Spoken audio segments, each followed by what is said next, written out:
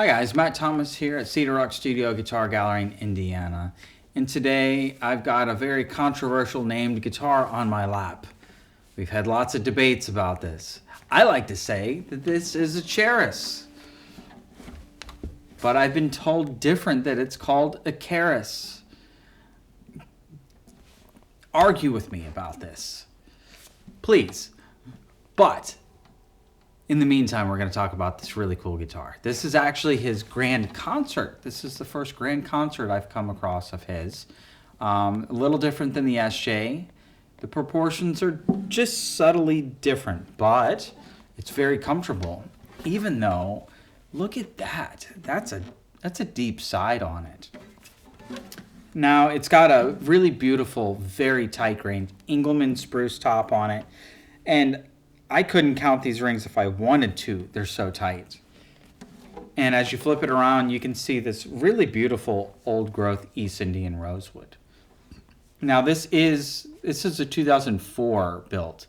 So this is older stock stuff. I don't see this kind of beauty out of East Indian too much. It doesn't have that purple hue. It's got that very almost amber chocolatiness to it.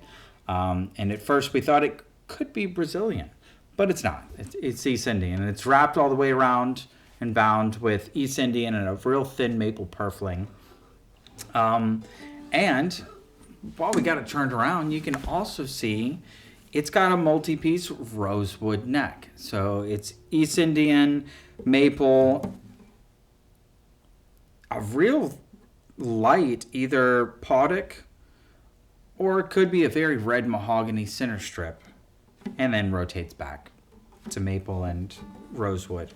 That provides for a very, very dense neck that transfers all the energy to the body. Now, on the face here, we've got a ebony bridge that's just a hair wider. It's 2.26, and it's got a beautiful abalone ring.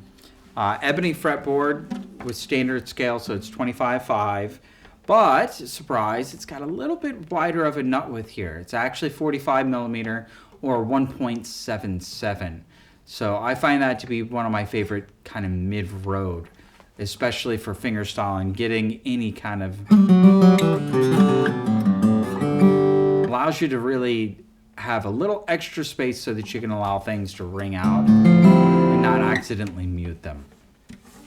Now, it's got a real light rosewood head cap on it with some beautiful, just kind of mahogany-like speckling throughout it. And a mother of pearl C for Charis or Charis. I don't know. Again, let's argue about this. It's got some beautiful gold Goto 510s with ebony buttons. Allows you to keep this thing really in tune and tune it around as much as you want. But man, this thing has a lot of beef. I love the kind of woody warmth that this combo of Engelmann and East Indian provides. The Engelmann's a little brighter than, say, Sitka, so the harmonics are just perfect on it. But what I love about it is it kind of chunks,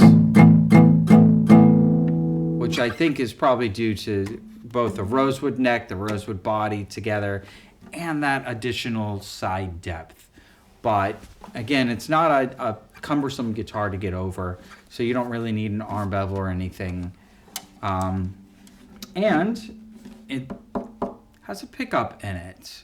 I'm not seeing any microphone or any controls, so I'm going to assume that it's a pure mini.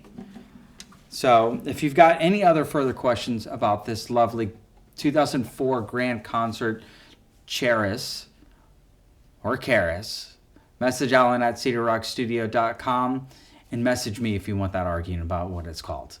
Thanks for listening.